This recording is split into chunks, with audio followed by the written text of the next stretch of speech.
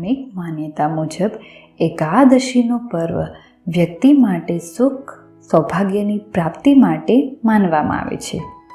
જે વ્યક્તિ એકાદશીનું વ્રત કરે છે તેના બધા જ પ્રકારના કષ્ટ દૂર થાય છે.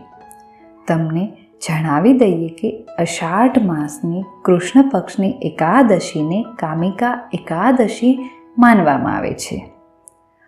આ વર્ષે 16 જુલાઈ 2020ના દિવસે કામિકા એકાદશીનો પર્વ મનાવવામાં આવશે. આજે આપણે કામિકા એકાદશીની કથા તથા તેના મહાત્મ્ય વિશે વાત કરીશું. તો સૌપ્રથમ વાત કરીએ કામિકા એકાદશીના મહાત્મ્ય વિશે. ધાર્મિક માન્યતા મુજબ એકાદશીનું મહાત્મ્ય ખૂબ જ માનવામાં આવે છે. આ એકાદશીની કથા સાંભળવા માત્રથી જ વાજપેયી યજ્ઞનું ફળ મળે છે. આ એકાદશીમાં વિષ્ણુ ભગવાનની પૂજા કરવામાં આવે છે અને આ એકાદશી કરવાથી ગંગા સ્નાનના ફળથી પણ મોટું ફળ પ્રાપ્ત થાય છે. હવે હું તમને કામિકા એકાદશીની કથા વિશે વાત કરીશ. એક દિવસ કુંતી પુત્ર ધર્મરાજ યુધિષ્ઠિરે ભગવાન શ્રી કૃષ્ણને પૂછ્યું, મેં દેવશયની એકાદશીનું વર્ણન સાંભળ્યું.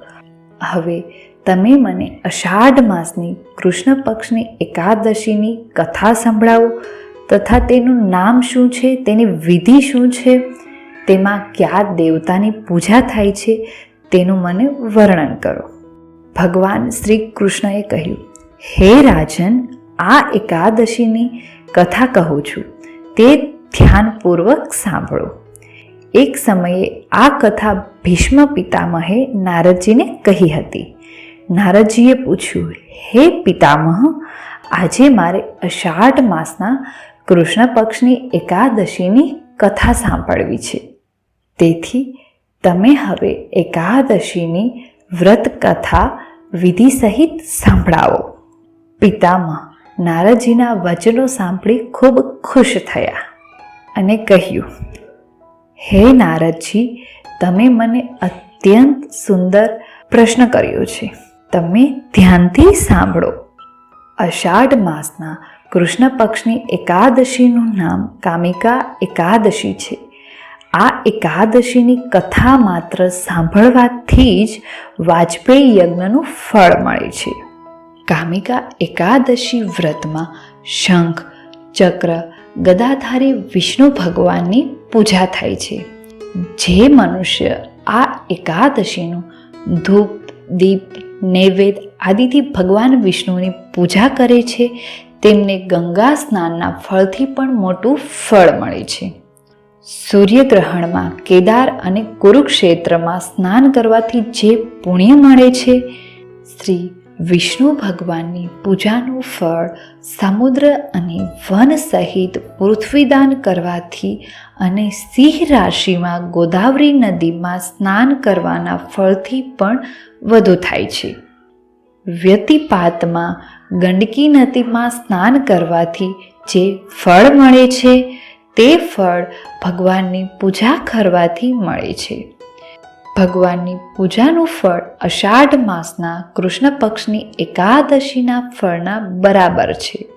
તેથી ભક્તિપૂર્વક ભગવાનની પૂજા ન બની શકે તો અષાઢ માસના કૃષ્ણ પક્ષની કામિકા એકાદશીનું વ્રત અવશ્ય કરવું જોઈએ. જે મનુષ્ય અષાઢ માસના કૃષ્ણ પક્ષની કામિકા એકાદશીનું વ્રત કરે છે તથા વિષ્ણુ ભગવાનની પૂજા કરે છે તેમાં સમસ્ત દેવ, નાગ, કિન્નર, પિતૃ આદિની પૂજા થાય છે. તેથી પાપથી ડરનાર વ્યક્તિએ વિધિ વિધાન સહિત આ વ્રત કરવું જોઈએ.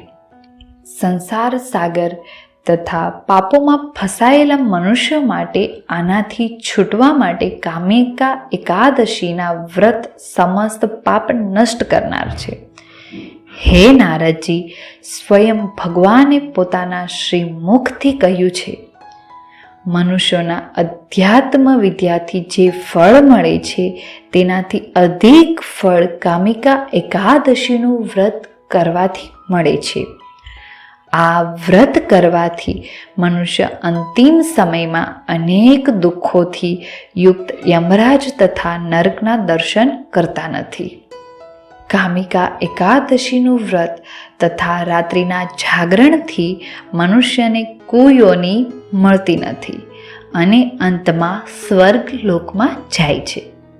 જે મનુષ્ય અષાઢ માસના કૃષ્ણ પક્ષની કામિકા એકાદશીમાં તુલસીથી ભક્તિપૂર્વક વિષ્ણુ ભગવાનની પૂજા કરે છે, એ મનુષ્ય આ સંસાર સાગરમાં રહેતા પણ આ પ્રકારે અલગ રહે છે. જે પ્રકારે કમળ પુષ્પ પાણીમાં રહેવા છતાં પણ પાણીથી અલગ રહે છે. ભગવાનની તુલસી દળથી પૂજા કરવાથી જે ફળ મળે છે તે 1 ભાર સ્વર્ણ અને 4 ભાર ચાંદીના દાનના ફળની બરાબર છે. ભગવાન વિષ્ણુ રત્ન મોતી મણિ આદિ આભૂષણોની અપેક્ષા કરતાં તુલસી દળની પૂજાથી વધારે પ્રસન્ન થાય છે. હે નારદજી, હું ભગવાનને અતિ પ્રિય તુલસીજીને પ્રણામ કરું છું. તુલસીજીના દર્શન માત્રથી મનુષ્યના સમસ્ત પાપ નષ્ટ થાય છે અને શરીરના સ્પર્શ માત્રથી મનુષ્ય પવિત્ર થઈ જાય છે. તુલસીજીને જળથી સ્નાન કરાવવાથી મનુષ્યના યમયાતનાઓ નષ્ટ થાય છે. જે મનુષ્ય તુલસીજીને ભક્તિપૂર્વક ભગવાનના ચરણોમાં અર્પિત કરે છે તેને મુક્તિ મળે છે. જે મનુષ્ય કામિકા એકાદશીની રાત્રિમાં જાગરણ કરે છે અને દીપ દાન કરે છે, એમના પુણ્યોને લખવામાં ચિત્રગુપ્ત પણ સમર્થ રહે છે. જે મનુષ્ય એકાદશીના દિવસે ભગવાન સામે દીપ પ્રગટાવે છે, તેના પિતૃ સ્વર્ગલોકમાં સુધાનું પાન કરે છે. જે મનુષ્ય ભગવાન સામે ઘી તથા તેલનો દીવો પ્રગટાવે છે, તેને સૂર્યલોકમાં પણ સહસ્ત્ર દીપકનો પ્રકાશ મળે છે. તેથી પ્રત્યેક મનુષ્યએ આ એકાદશીનું વ્રત અવશ્ય કરવું જોઈએ.